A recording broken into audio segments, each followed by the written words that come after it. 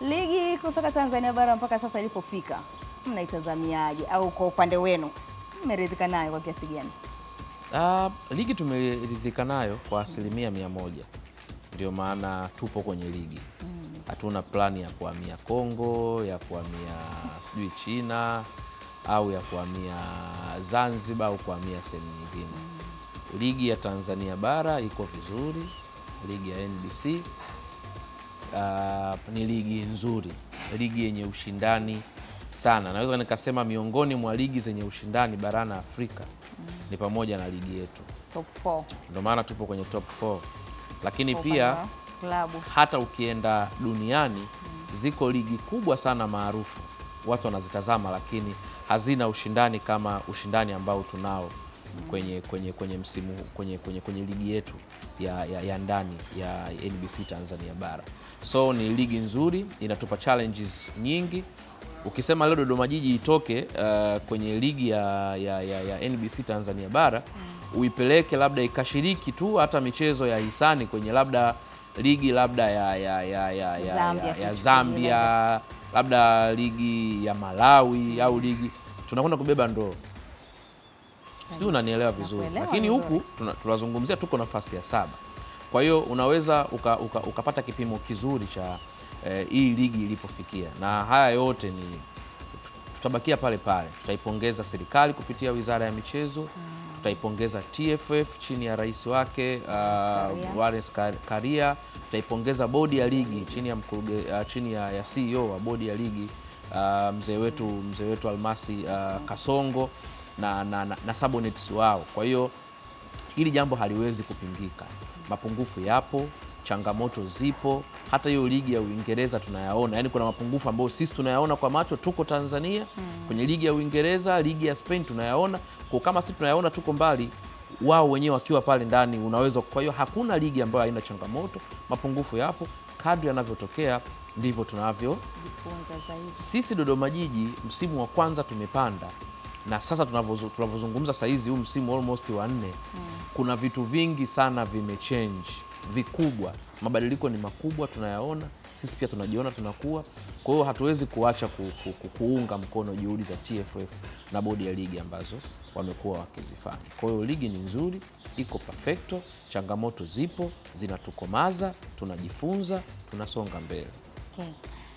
Sawa, licha ya hizo changamoto, tunafahamu changamoto ni moja ya sehemu ya kujifunza zaidi na kufanya makubwa zaidi. Kwa upande wa msimu huu wa ligi kusoka Tanzania bara ambapo tunaenda kuumaliza 2024-2025. Mnajiona mkiwa mmetimiza angalau nusu au tuseme robo tatu ya yale malengo ambayo mlikuwa mmejiwekea kwa msimu huu? Kwa kiasi kikubwa Dodoma Jiji tumetimiza malengo kwa kiasi kikubwa sana, kwa sababu malengo mama kwa timu yoyote inayoshiriki ligi kuu, hata mtu awe anakimbizana kwenye mbio za ubingwa, lengo mama ni kusalia kwenye ligi kuu. Huwezi kuwa bingwa kama hujasalia kwenye ligi.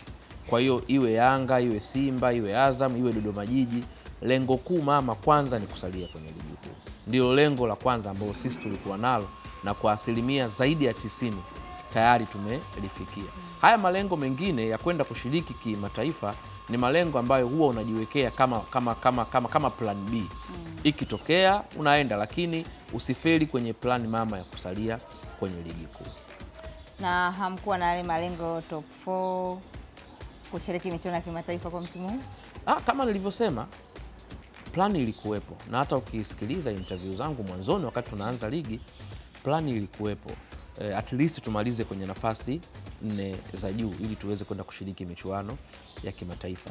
Lakini kadri muda unavyozidi kwenda, tulifanya usajili wa hali ya juu sana. Ukiangalia kikosi chetu, tuna almost wachezaji wasiopungua 10 wa kigeni. Na hata wachezaji wa Kongo vizuri. Na tuna wachezaji wa kongwe pia. Kwa hiyo tulitumia gharama kubwa kwenye usajili, imetulipa kwa upande wa kusalia kwenye ligi, lakini kwa upande wa kumaliza kwenye top 4 haijatulipa, na hatujakata tamaa. Tunaangalia hasa msimu ujao tuweze kuona namna gani tunaweza kuchange approach ili tuweze kupata nafasi ya kwenda kushiriki michuano ya kimataifa. Lakini plani ilikuwepo, uwezo upo, mlungula upo wa kutosha. Kama unavyofahamu, sisi ndio timu pekee inayotokea kwenye makao makuu ya nchi, chama na serikali, mji wenye maziwa na asali, zabibu za kutosha. Kwa hiyo pesa sio shida zetu. Shida ni nadhani ni mipango na nafasi pia. Kwa hiyo ikitokea tukipata msimu ujao, tutaushangaza ulimwengu huko kimataifa. Na labda mkiangazia kwa upande, umezungumzia wachezaji wa kongwe hata wale wachezaji wa kigeni, tuje kwa upande wa wachezaji wa kongwe ndani ya ligi, ambapo tumeona klabu nyingi zikisajili wachezaji wa kongwe. Hata ukiangalia NBC Championship pia wanafanya hivyo hivyo, lakini kwa upande wa Dodoma wamewafaidisha vipi kama mlivyotarajia, malengo mliojiwekea? Wamewafikishia malengo yenu kwa kiasi gani wachezaji wa kongwe? Kwanza, Dodoma Jiji, moja kati ya falsafa zetu sisi, hatuamini kwenye wachezaji wakubwa. Hilo ni moja. Kwa hiyo ukiona kuna mchezaji mkubwa au mkongwe Dodoma Jiji ameletwa pale kwa ajili wanasema hauwezi ukawa una watoto tupu kwenye darasa lazima uwe na kiranja au lazima uwe na watu fulani ambao, kwa ukiona tumemleta mchezaji mkongwe, moja atusaidie kwenye experience, mbili atusaidie kwenye leadership. Hizo ndio sababu kubwa ambazo ndio maana hatuna wachezaji wakubwa au wachezaji wakongwe wengi. Ukizungumzia mchezaji mkongwe unamzungumzia Abdi Banda ambaye tulimleta katikati ya msimu kwa ajili ya uzoefu wake na umetusaidia sana. Unamzungumzia Joash Onyango, mchezaji ambaye pia naye alikuja katikati, ametusaidia. Unamzungumzia tulimleta Lusajo, naye pia ni mchezaji ambaye tulimleta katikati. Yeye aliingia toka mwanzo. Lengo kubwa ilikuwa ni aje kutusaidia kwenye baadhi ya maeneo, na of course wametusaidia. Kwa hiyo unaweza ukasajili mchezaji mkongwe asipate nafasi ya kucheza uwanjani, lakini behind the scene, vyumbani, kambini, kuna namna ambavyo wanaisaidia club kwenye upande wa leadership na experience. Naamini katika usajili wa wachezaji wakubwa, tuseme wachezaji waliotoka kwenye klabu kongwe, bila kuzingatia ni kipi ambacho kimefanya waachwe? Hapana. Kwanza, katika vitu si hatuvipendi ni kutoa wachezaji Simba na Yanga. Yaani niwe tu muwazi. Yaani kutoa mchezaji Simba na Yanga kuja Dodoma, sisi sio falsafa yetu. Ndio maana ukiangalia toka tumepanda, sina kumbukumbu nzuri, lakini hatujawahi kuwa na mchezaji ambaye ametoka direct Simba na Yanga akaja Dodoma Jiji. Hatuwataki. Akipita kwingine hatuwataki, labda aende huko ndio aje kwetu. Changamoto ni moja.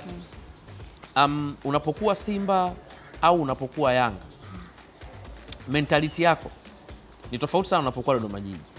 Kwa kutoka kule kuja kwetu lazima utatusumbua. Sisi tuna falsafa zetu kama club na ni lazima uzifuate.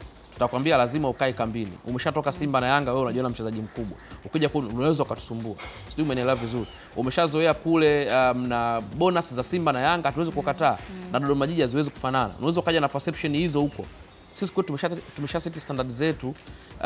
Kwanza hatupendi kuweka classes. Sijui umeelewa vizuri. Kama bonus ni shilingi 20,000, wote mtapata 20,000. No matter unatokea wapi. Kama tunasema kambini mtalala hoteli ya shilingi 50,000, utalala chumba cha shilingi 50,000. No matter unatokea Al Hilal, unatokea Real Madrid. Kwa hata kama leo Ronaldo akisema anakuja Dodoma Jiji, atasafiria basi la timu, hata kama ni Costa, atapanda kama ni treni, atapanda economy, timu itakavyoamua. Atapanda VIP tutakavyoamua sisi. Kwa kunakuwa na changamoto ukimtoa mchezaji kwenye hiyo level ukamleta huku ukamleta Dodoma Jiji. Sio kama tunajishusha, lakini ndio uhalisia. Huwezi kufananisha endorsement za Simba na Yanga na endorsement za Dodoma Jiji. Hatujafikia hizo level na tunajifunza. Hata ukiangalia misimu, Dodoma Jiji ndio msimu wa 4. Simba na Yanga wana misimu mingapi kwenye ligi? Mingi sana. Au Azam au nani. Kwa ukisema ujitutumue leo useme Dodoma Jiji ni sawa na Simba na Yanga, utakuwa unajidanganya wewe, unaudanganya umma, lakini pia unaidanganya akili yako. Ukienda na mentality hiyo, maana yake una force kupiga msamba sehemu ambayo sio uwezo wako, unaweza ukachanika. Sijui umenielewa vizuri. Kwa hiyo kiuhalisia ni kwamba hizi timu kubwa mbili ni kwamba tumezikuta, zina experience, zina uzoefu, zina endorsement kubwa. Hata wawekezaji wanapokuja Tanzania, akili yake ya kwanza anawaza Simba na Yanga. Lakini uzuri ni kwamba tunakwenda. Sasa hizi Dodoma Jiji unavyozungumzia, na sisi pia tunao wadhamini. Zamani wakati ligi iko huko nyuma, udhamini ulikuwa ni Simba na Yanga, tunakuta kuna wadhamini wakubwa. Huku chini ilikuwa timu inapambana wenyewe kuomba mabakuli na nini na vitu vingine kama hivyo, lakini saa hizi unakuta makampuni ya betting yapo karibia kwenye vilabu vyote, mabenki yapo karibia kwenye vilabu karibia vyote. Kwa hiyo ni kitu ambacho tunaamini huko mbeleni sasa Dodoma Jiji na yenyewe itakuja kufikia level ambazo Simba na Yanga wamefikia, lakini ni process, ni mchakato, ni mabadiliko ambayo watu wote kuanzia mashabiki, wachezaji, benchi la ufundi pamoja na uongozi ni lazima waje wafanyaje, wakubali, tubadilike, tusogee mbele. Kwa hiyo sisi falsafa yetu kama nilivyosema, hatuamini au hatupendi kuchukua wachezaji kutoka kwenye vilabu vikubwa au vikongwe kuja kwetu. Kuna kausumbufu huwa kapo, yani kuna kasumba ipo na si hatutaki hiyo. Na ukiangalia vilabu vingi ambavyo vimekuwa vikifanya hivyo vimekuwa vikifeli, kwa sababu ni ngumu sana kuwahendo wachezaji wa aina hiyo, japo sio wote. Wapo wachezaji wako very humble, unaweza ukamtoa Simba, Yanga akaja Dodoma Jiji akaadapti mazingira na akakuofa kile ambacho wewe unakitaka akupatie, lakini ni wachache, 10 kwa mmoja, na sio rahisi kuwajua hivi kwa macho. Lakini inawezekana mchezaji akatoka Dodoma Jiji akaenda Simba au Yanga. Hilo linawezekana kwa sababu ukiangalia vizuri hapa juzi Zidane Sereli ametoka Dodoma Jiji, ameenda Azam, ameweza kuadapt kwa sababu ametoka kwenye klabu ya average ya katikati ameenda kwenye klabu ya average kubwa. Kwa hiyo kila kitu kimeongezeka na anaweza kwenda kujituma. Tumeshawahi kumtoa Richard David Ulomi kutoka Dodoma Jiji, alienda Al Hilal Tripoli. Ni moja kati ya mifumo ambayo sisi tumejiwekea, lakini pia tunawaaminisha wachezaji wetu kwamba fokasi yako isiwe kutoka Dodoma Jiji kwenda Simba, Yanga au Azam. Inawezekana ukatoka Dodoma Jiji ukaenda nje, atoke mbali, yani akatoka nje ya mipaka ya Tanzania ambako soka pia linafanya vizuri. Kwa hiyo tuliwaonyesha mfano kwa Richard David Olom, alisajiliwa kwa pesa nyingi sana kutokea Dodoma Jiji. Tukapata pesa nyingi sana, tukapata nafasi nadhani miongoni mwa pesa hizo tukanunua basi letu la kwanza kubwa. Sijui umenielewa vizuri. Lakini pia alitoka hapa Collins Opare, alitoka kwetu Dodoma Jiji, sasa hizi anashiriki anacheza kwenye klabu kubwa nje, hakupitia Simba, hakupitia Yanga, hakupitia Azam. Lakini Muhsin Malima alitokea hapa akaenda ZFC ya Misri pia. Sijui umenielewa vizuri. Kwa hiyo unaweza ukaona kumbe upo uwezekano ukatoka Dodoma Jiji ukaenda nje, usipite Simba wala usijenge kwamba eti ni lazima kwenda nje utokee Simba au Yanga. Unaweza ukatoka Dodoma Jiji, ukatoka KMC, ukatoka Ken Gold, inashuka daraja, lakini mtu akatoka akachukuliwa akaenda wapi? Ni wewe tu performance yako.